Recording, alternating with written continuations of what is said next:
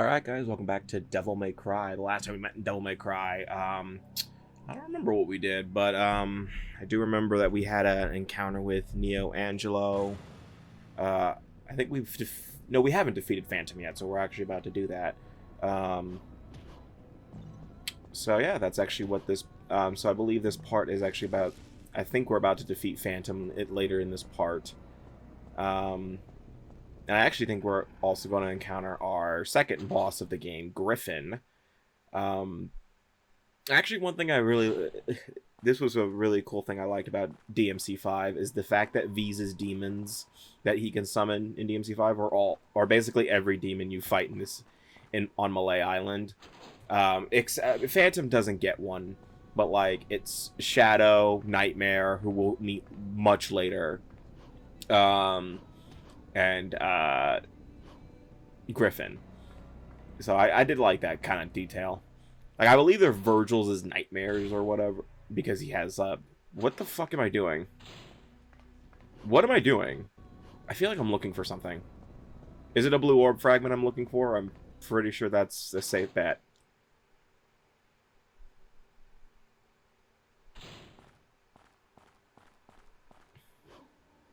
So I really don't like the fact that I'm running around like a moron.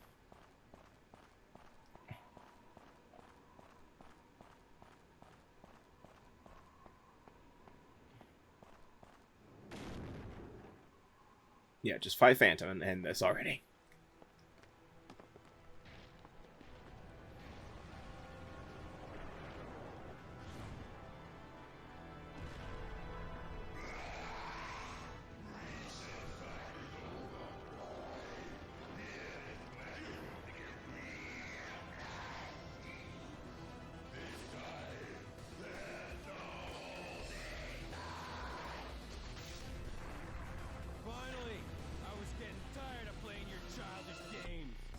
So the fucking demons get subtitles, but Dante doesn't get subtitles. Well, actually, Trish doesn't get subtitles either, so never mind. I guess it's because their voices are highly synthesized, so you can't really understand them. But, like, I don't understand why they have the ability to give subtitles to select characters, but, you know, everyone else. But if you can understand them normally, no, you don't get subtitles. It basically just says, fuck you to Let's Players.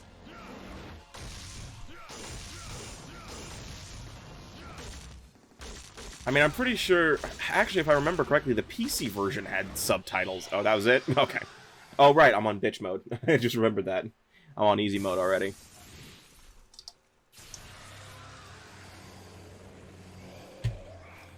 Even then, I think the normal mode encounter for Phantom was much easier than in normal mode, so... Yeah.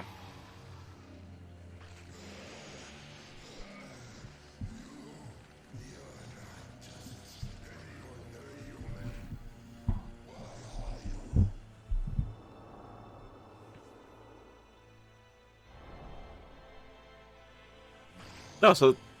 Yeah, this is actually kind of like the one time we see Sparta in the franchise, because...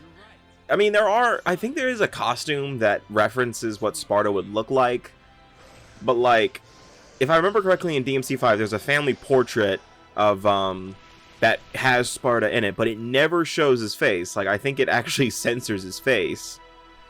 I mean, I'm sure you can guess what he looks like, because he probably just looks like Dante and Virgil.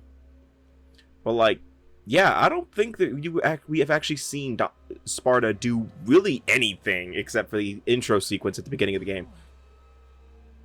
Oh yeah, by the way, if you haven't figured it out yet, Trish is in on this. She's actually trying to kill Dante too. She's working with Mundus. Oh, I'm sorry, did I spoil that out loud? Sorry. Thought it was pretty obvious at this point.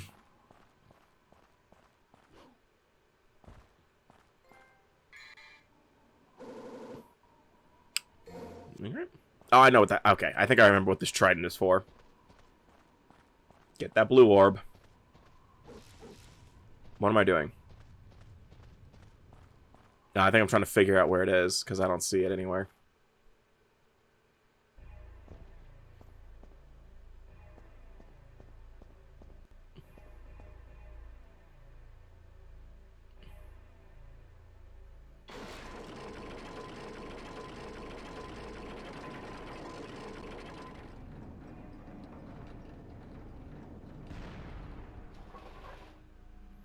Okay. So yeah, I think we're actually getting access back to the new area of Malay Island. We're actually leaving the castle now, which is pretty good. Dude came in here with a grenade gun? Damn. Don't know why I'm equipping it. It's not that great. It does great damage, but it's very linear, meaning that it doesn't really go in multiple... It's not like the shotgun where it kind of... Yep, this is me reading the guide. I can tell. Yep, that's me reading it. That's me looking at the guide for the blue orb fragment, trying to remember where it is. I know myself too well for that. Now I'm trying to figure out how to get back out so I can... No, that's not where you entered. Dude, what are you doing? God, it is really sad watching this. Thank you. Jesus Christ.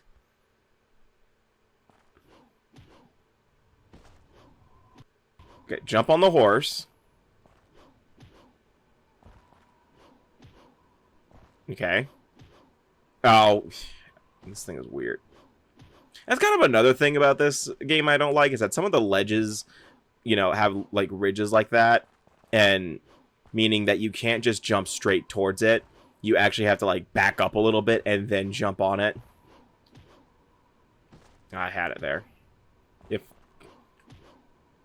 Also, in all out honesty, Dante's jump is a little stiff for my liking, but that's early that's PS2 games for you.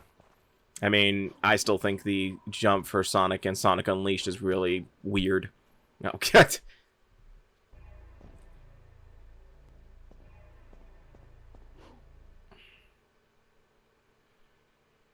No, honestly, I don't really think that Dante's jump really changes in the series. Actually, no, it does get better. DMC 4 and 5 actually have a pretty good jump. It doesn't really feel stiff to me. DMC 3 I don't remember off the top of my head. I really don't want to remember DMC 2. Honestly, I might do DMC 2 later this year just to get it out of the fucking way, so I never have to touch it again. And yes, I'm pretty sure I have to do both sides, the Dante playthrough and the Lucia playthrough. Oh yeah, you guys didn't know that? There's actually two games within DMC 2. You can play you play as Dante or Lucia.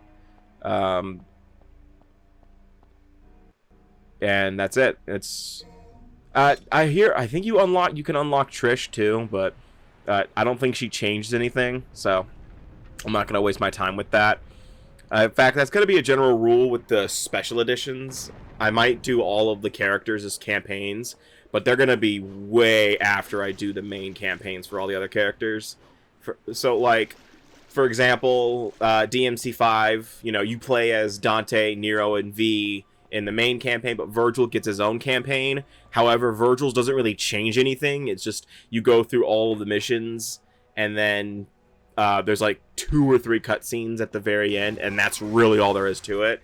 So that will be something that will be much later. But like DMC 4 actually has a pretty substantial different. I don't remember DMC 4's Virgil stuff anyway. But like you can play as Virgil. Like Nero and Dante are the main campaign, then Virgil has his own campaign, and then Lady and Trish get their own campaign. So like I would probably do the main campaign, and then do Virgil, and then like later down the road do Lady and Trish.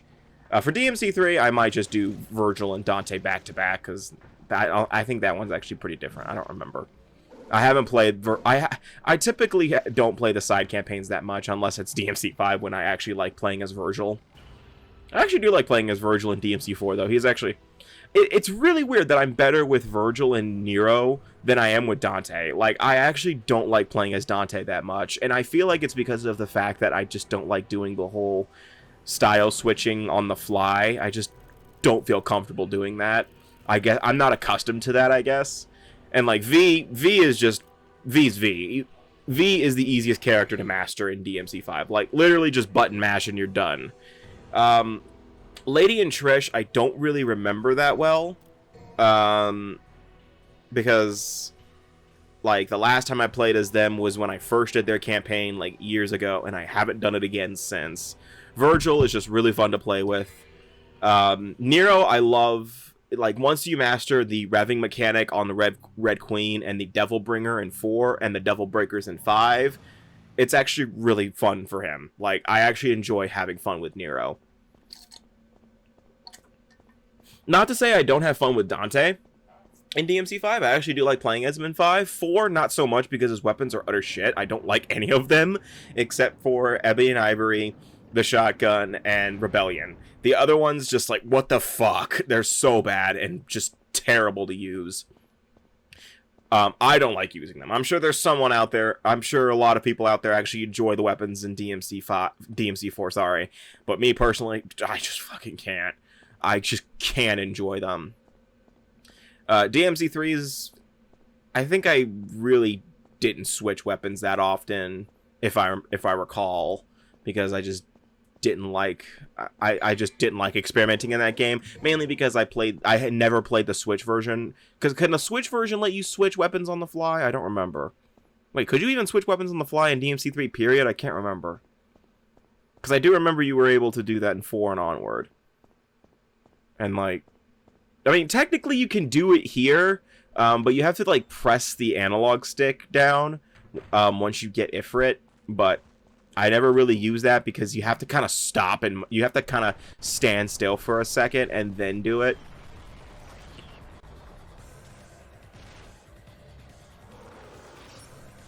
Did he just flip us off? Just shot him. Yeah, but that's what I mean with the grenade launcher. It has the high possibility of missing, and when it does, it doesn't... The explosion's huge, I will admit that. So, like, if you manage to hit 2 enemies at once with it, that's great. But, like, since it goes in a straight line, you know, like that, it's very possible to miss. But, you know, you could be lucky enough to hit it on the rebound. But, again, not a really good weapon for, you know, something like that.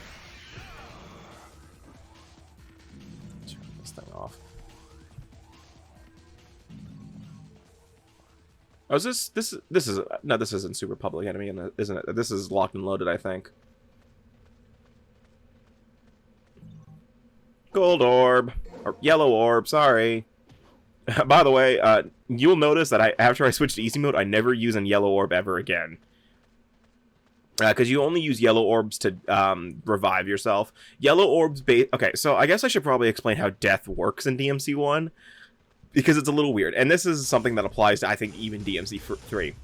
So, in DMC, when you die, if you have a yellow orb, you use it. But in this game in particular, you aren't brought back to the fight you died in, and you don't revive instantly, like, say, Final Fantasy or something like that. You just you go back to right before the boss fight, and you you just go from there. I think you lose all of your items that you used, though, so keep that in mind.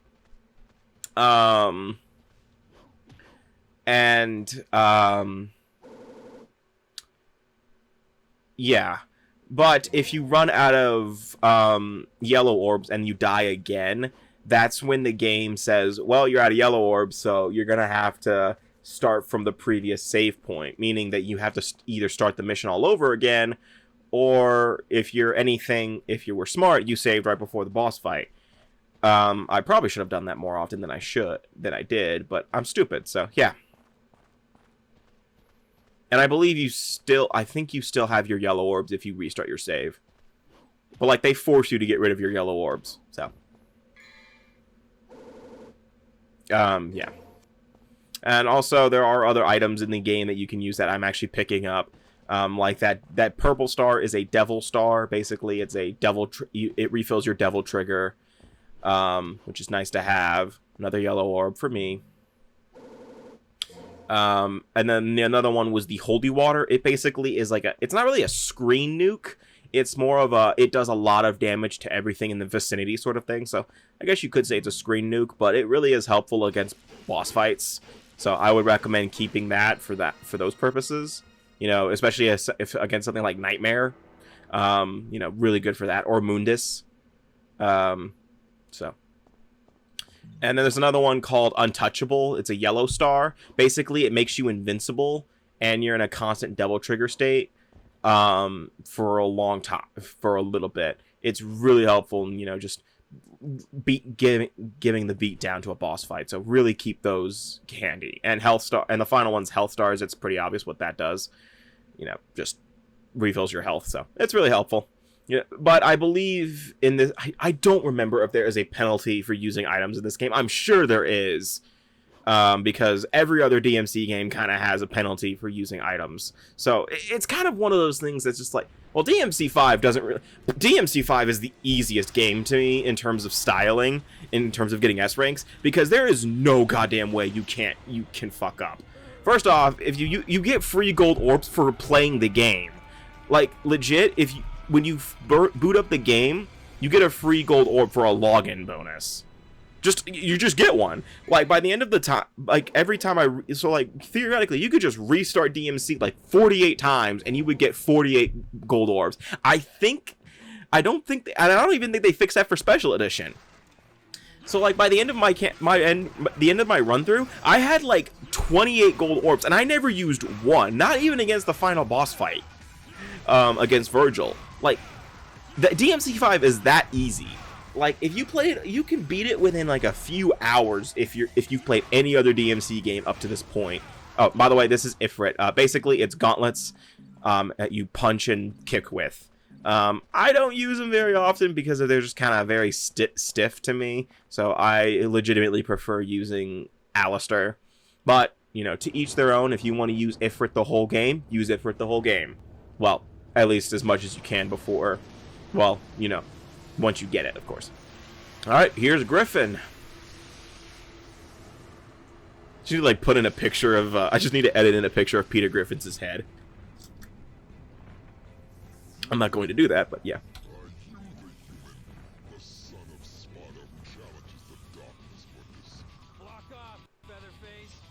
Oh, he's at Flock. Okay, good. I was about to say, Dante, this is a fucking kid's show. Just kidding. Alright, Griffin, our first encounter. I think we only have a couple of encounters with Griffin. Oh, no, we have 3 encounters, I believe. Basically, he'll fly around. Honestly, just fucking spam the grenade launcher. He kind of is very stationary. For this boss battle specifically. You can use these as platforms to get to him. But, yeah, he's not too difficult. He's very projectile heavy. You know, just like in DMC5.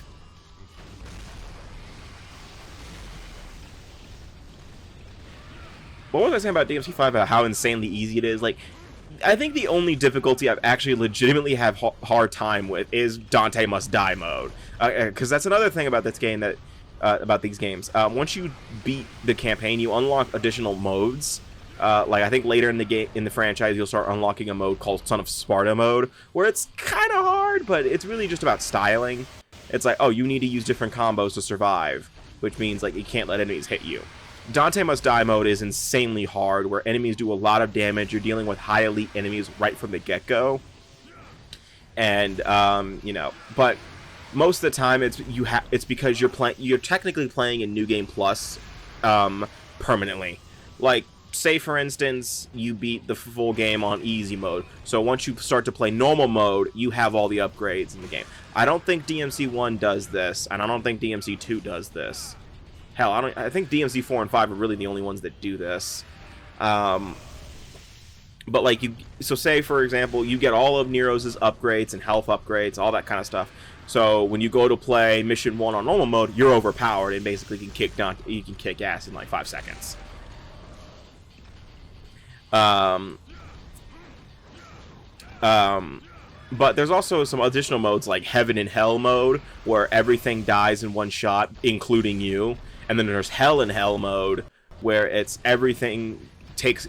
everyone else has their normal health bars, but you can still die in one hit. It's a really scary mode for people, because you really get 3 lives, and, you know, if you get hit once, you die, and it's over, and you gotta start all over. It's not like you start the whole game over, you just start the mission over. And then I think finally, and then like special editions as well, specifically DMC 4 and 5 have Legendary Dark Knight mode, which is honestly a lot of fun, especially if you have the super characters. Just, oh my god, it is like playing a Dynasty Warriors game, and I love every second of it. Like, I don't play it just for, you know, trying to get the achievement. I just do it just to do it, and it's fun. Like, Legendary Dark Knight mode is insanely fun. Like, just a horde of enemies come at you, and it's really fun. And it also just pushes the system to its limit. Oh, you don't have to stop. Then how come? Oh, whatever. But, like, it's insane just how many enemies they can fit on screen at once. And, like, when you use, like, Nero's Devil Trigger state or Dante's Sin Devil Trigger in 5, it's just like, oh, man. Oh, yeah, that's the only other reason I use use Ifrit is to light up stuff. But that's really all there is. I think there's only, like, 2 scenarios where you have to do that.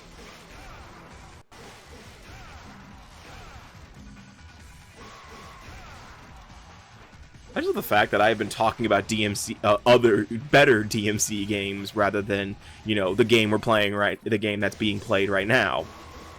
I mean, there's not really much to talk about I can't talk really much about the story because there's not much here.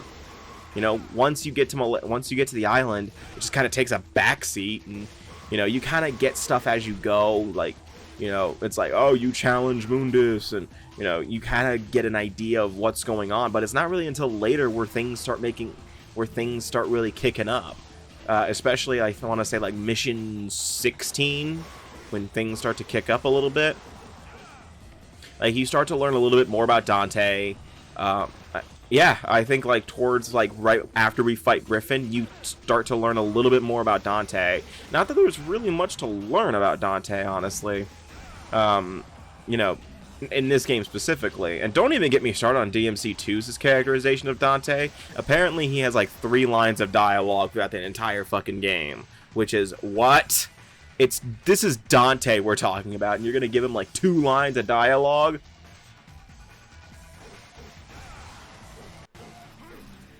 Like, are you guys on crack?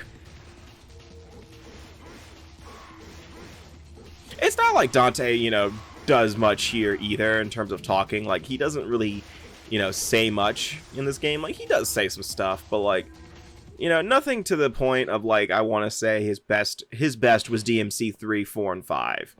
You know, I always remember some of the lines from DMC 3 and onward. And I will say that DMC Devil May Cry, what the fuck was that? What was that game? In terms of its story, in terms of the story and characters, what was that game? In terms of gameplay, I actually think it's really good. Oh, I'm actually using Ifrit other than... Oh my. But like, what was that? Like, I think Dante says fuck you like every 5 minutes in that game. And I'm pretty sure I'm not even joking about that. Like, I think there's really only, like, one scene that legitimately made me laugh. And it was the scene where, like, Virgil and Dante were basically comparing themselves to each other. And, like, Dante says, like, I'm smarter. Virgil says, I'm stronger. And then, like, Dante, like, fires back with, I'm better looking. And it's just like, oh, okay. And then Virgil says, oh, I have a bigger dick. And that just made me laugh a little bit, because that was legitimately funny for a second. But, like... that was it. That was all there was. Like, I honestly do love it when, like, Virgil and Dante have, like, that childish dialogue, you know, because they're brothers. Like, I think my favorite will always just be, like, in DMC3, like, give that to me. No way, you've got your own. Well, I want yours, too. And it's like, that is exactly what a child would say to that is what exactly brothers say to each other right there. Like, you could put in, like, I don't know, like a picture of a slushie on top in Virgil's hand, and one in Dante's, and it would exactly work. Is this our second toll gate, I guess, for barriers? You know, this one required 200 orbs, so that's not bad, but I hate those. I honestly hate those, is because, like, if you just spent all of your red orbs in the Divinity statue store at the shop, you basically just screwed yourself, because you're like, well, shit. Well, luckily that's the end of the mission. I think that's probably a B. Bird of Prey. That was a good movie. Legitimately, I did think that was a good movie. Oh, C, fuck you. Imagine saying that to your teachers whenever you get a bad grade in school. It's just like, C, fuck you. And they get like, man, that was bold. I'm changing his grade. That took guts. Thank you. I actually did legit have a moment like that this semester where I was like, I'm pretty sure I'm getting a B in this class because I had like an 85 and then like, or like I did everything but like one assignment and then I got my grade. I'm like a C. I'm like, what? Fuck you. I mean, it was probably like a 79, but it was a blow off class anyway, so I don't give a shit either way. But still, such bullshit. Did I accidentally save over the file? I think I did. Nah, whatever. Well, that's it for this part. So I think the next time we meet in Devil May Cry 1, I think we're going to be fighting Griffin. No, wait. I think we have... Are we going to... Is the next part the ship part? Where we have to go onto that ship and, like, swim and shit? Yeah. Alright, so see you guys next time for DMC1, and take care.